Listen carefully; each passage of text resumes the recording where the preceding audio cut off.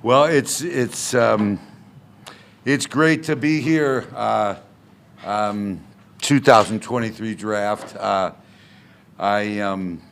it feels a little bit like a time machine. Just 4 years ago this summer, when Andrew retired and the franchise moved forward and it started getting, weighing on my mind right after the Phillip Rivers year about, going young and having a chance to be at a draft and having an opportunity for the future quarterback for the franchise and bringing in our own and developing them. And so it's just, you see kind of a special day on Thursday to see that day finally come. To be honest with you, early on, I think the three of us, Shane and I and Chris, we all, kind of developed our own thoughts through our own study, and certainly them more than I in really detailed study. But I always kind of felt Richardson was going to be the guy that we went with early on. I mean, early in the process, going back into February. I felt his upside and what he brought to the table, and as I learned more and more and more as we went up towards the draft, and it was, debated on all four of the top prospects, a lot of debate that we talked about, and trying to dissect the differences, and like all players, they all have weaknesses, and you try to see, what's the best fit for your franchise and for Shane Steichen's offense and his direction. And certainly, Shane had to be his guy. And so I think really, if we had, we kind of felt like if we had the first pick in the draft, we'd probably take Anthony. That's how much we liked him. So we were really fortunate. Of course, when Young went, we thought he would. Stroud was a little bit of a surprise. So all of a sudden, two have gone right away. That's a little bit different than we kind of thought. And then they made the trade, and then there we were. So we were very elated. I think our goal going into Thursday on Wednesday night was, can we get Anthony Richardson and not give up any more compensation, stay at 4, and that was a dream goal, and we were able to achieve that. So, I can, talk more about Anthony Richardson. I'll let you guys ask, some questions, but I just think the world of the young man. I've spent a good bit of time with him. I called him about 3 hours before the draft, and I said, you can't share this call with anyone, the fact that I'm calling and what's going on, anyone calling you. And, he said, well, I heard named a team that had interest in him. And I said, did they call today? He said, no. I said, okay, well, there's a good chance you're going to be coming to Indy in 3 hours. So he was excited, but I said, I don't know. We'll have to see what happens, It was, again, through face-to-face conversations where I just realized what kind of young man that is. Special, sparkle in his eye. Just his energy. I've seen a lot of young guys come into this league, and boy, I tell you, that young man has something special in his heart and spirit and soul, and I know he wants to be great. I'll kind of let you guys, ask the questions, but we're really excited to be here. Obviously, we're excited about the rest of our draft picks, and I think this might be the most we've taken. If we end up taking 12 picks, I don't know if we've ever taken 12 picks under Chris's reign, so that's exciting, and we like, obviously, the rest of the picks that we have, but I'll open it up to you guys just to ask questions. You mentioned that there was those moments where Stroud went, for example, and those machinations. Were those nervous moments for you, and can you recall kind of what that was like? Yeah, they were nervous moments. I turned to my daughters and I said, "We're going to be okay here." I just had a strong feeling that we were gonna that Anthony would be there and we would be okay. But certainly it can be it's Drake. Oh, Michelle? You want to scoop him up? Where's Michelle? You want to scoop him up? Sorry, guys. Drake. I forgot the Drake factor in food. That didn't really occur to me. Okay, back to business. But I had a feeling. Of course, there was nervousness, Stephen. You just didn't quite know, what could happen. We thought that third pick was going to be traded. So, and when two go like that, that certainly concerns you. That adds the concern factor. But I still felt that, there was definitely a nervousness, but I really felt confident. Just had a good feeling that Anthony would be there. And so when the trade happened, obviously we all smiled in relief. And it's fortunate because, like I said, I think if we had the first pick in the draft, we'd be taking the same guy probably. If that guy's gone at 3, if someone trades out to get Richardson, what do you do at 4? Boy, that's always a tough hypothetical because, until that moment hits and it's really upon you in the real world, you have to realize, you're still thinking on your feet some. I mean, obviously, we're gonna take Levis or trade down. I shouldn't say honestly, but I think we'd take Will Levis if we liked him. We did, yeah. I'm sorry. No. You've spoken in the past about that moment when you knew that Peyton was the right guy. Was there a moment or a couple of moments with Anthony when you thought this is my guy? Well, obviously the only time I felt like, immense confidence was when we drafted Elway and Andrew. I was very comfortable in saying, I'm not worried. But everyone else there was, with Peyton, he was our guy. There was no question. But there was still, Bill Polian, was getting nervous and talking to me, about the arm strength still. He was pretty sure the arm strength was fine, but, the funny line he always had was, yelling at me, "We have Bernie Kosar. Are you okay with Kosar?" It's like, yes, Bill, if he's Kosar, I'm okay with it. We'll win a lot of games, but I think it'll be better. But, and Bill's nerves were just eking up at the moment. But, I think with Peyton, he went 3-13, and everyone could see it coming that year. We played the 49ers, and Eddie DeBartolo pulled me over after the game and said, "Hey, you know where you're going, don't you? That quarterback you have." And so everyone could see it. But I just, with Anthony, I mean, this is definitely,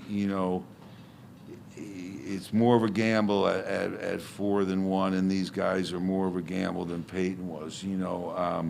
I think they all, they all had some things we had to talk about, in terms of concerns, and I think that I really felt Anthony was the guy, Bob, and I think a big part of it is Shane and I had a long talk about what does it take to develop a pure passer, and why do you think, this guy only played 12 college games? Why do you think he can be an outstanding passer in this league? Because in the end, it's a forward pass game we play, and you have to be excellent there. Your feet's a great thing to have, but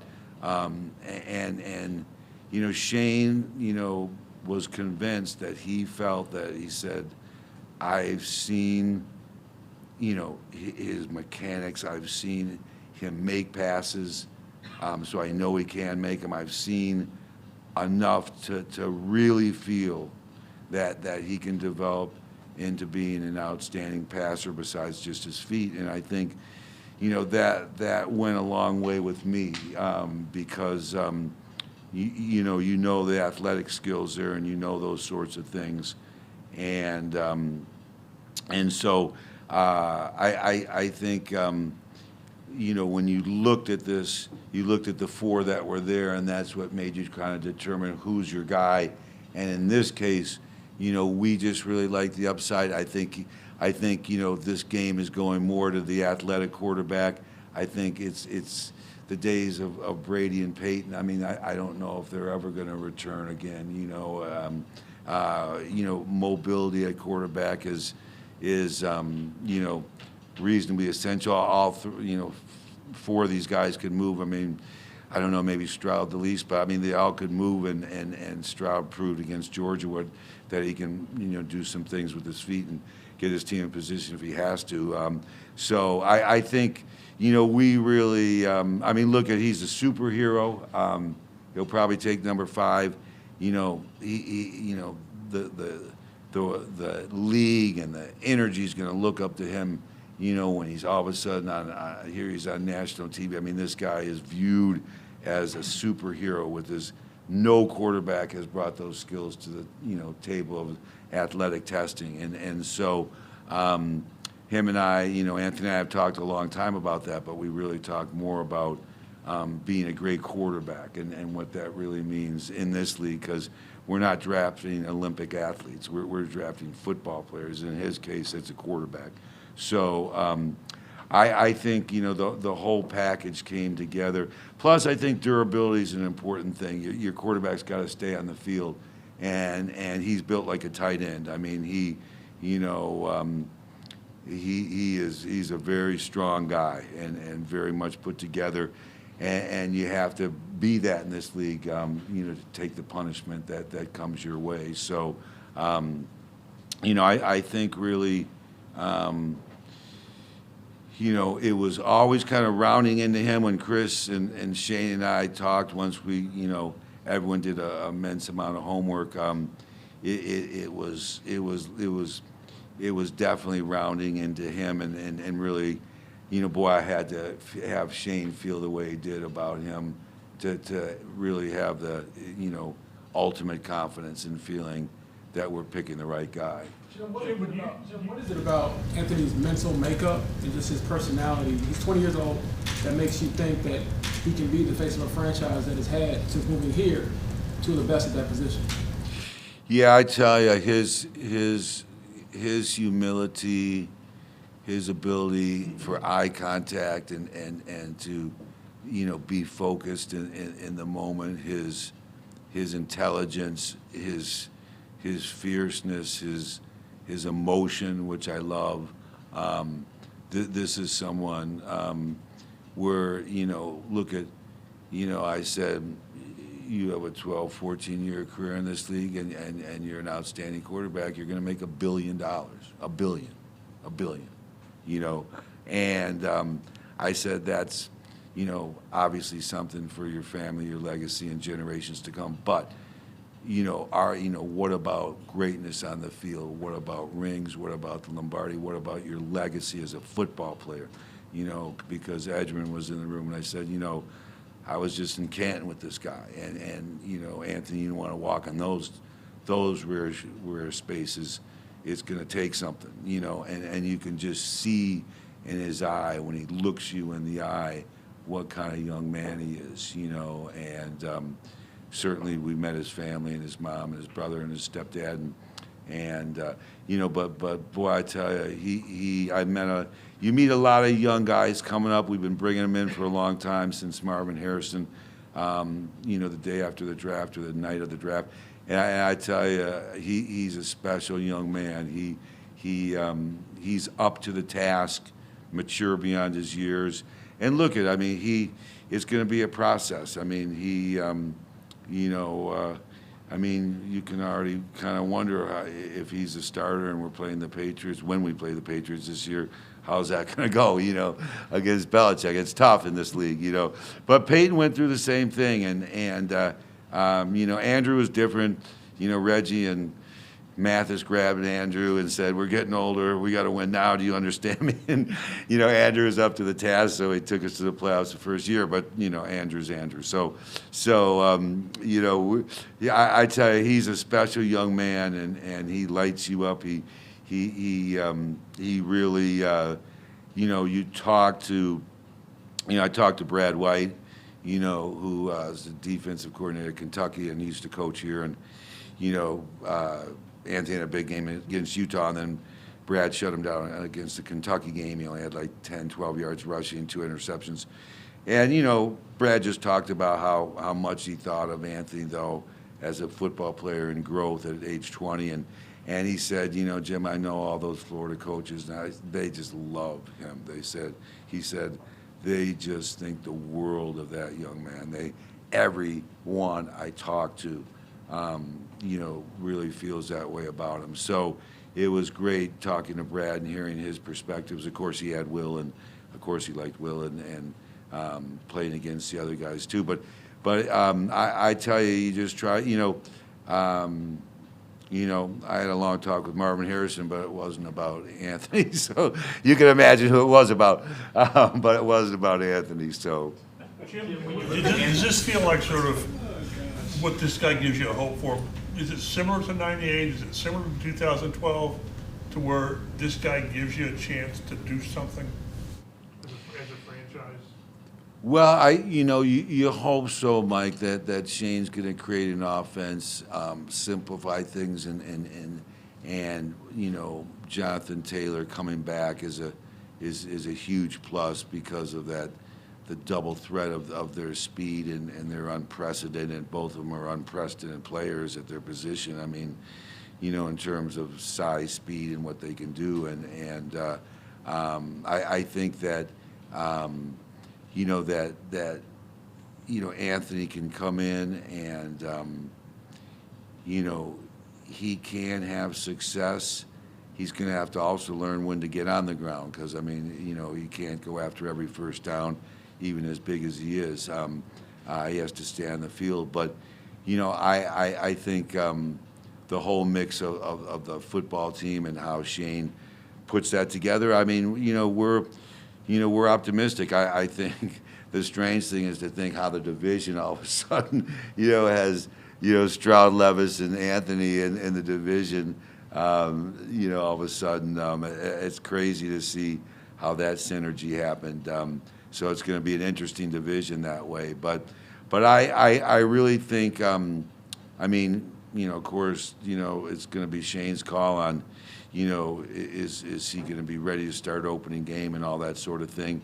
I mean, these guys got to play to get better. Everyone knows that. And, you hope.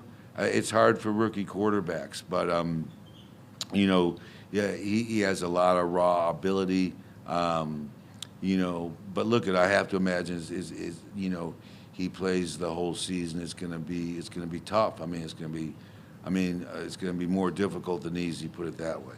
Well, I guess what the thing is, like Shane even said, you build around a quarterback. So Peyton had a good team around him offensively, but you still have to have the quarterback, don't you? This guy at least gives you direction, I guess. Well, there's no question. The thing. That you never want to play against is great head coaches and great quarterbacks. It just, that rules the day, we know that you have to have that quarterback at that position, and I think he really has a chance to be special,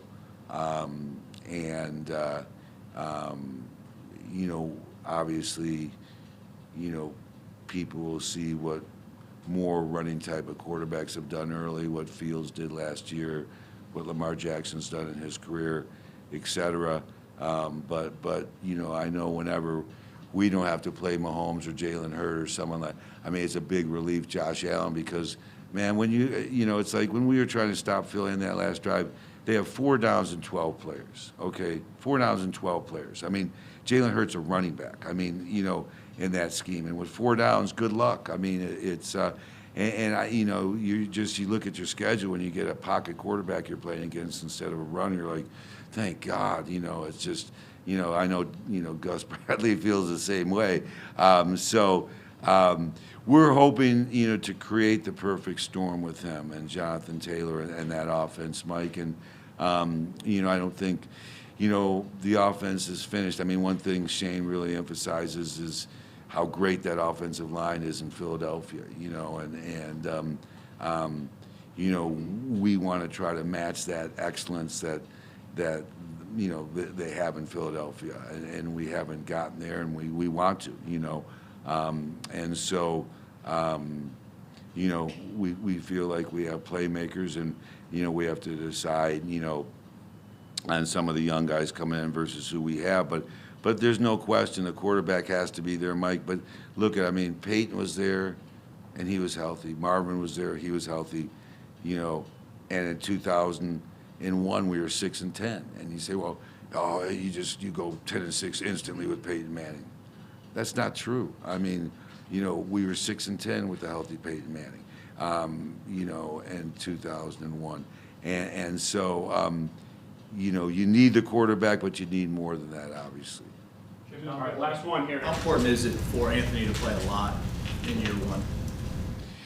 Well, I think it's important. I think it is. You get better by playing, and you really, practice and preseason games and watching, being the quarterback room. That's great, but man. I tell you, you get better by playing, and it's something that it's really important because, again, his development as so much of a key to the franchise's future. It's the critical key. Everyone knows, that him developing into an outstanding, great player in this league is going to determine where we go and how far we go and how long we go with excellence. So everything's going to be based around that, and I know, that's one of probably the primary reason why you're starting him opening game is because he gets better by playing. That's the biggest benefit from it, and at the same time, have to say, our fans have to have patience because it's hard being a rookie quarterback. It really is. And, we'll see what happens. And he can surprise, hopefully, a lot of people. And Shane can devise an offense that's simplified that can really favor him his rookie year. But it's tough. It's going to be tough.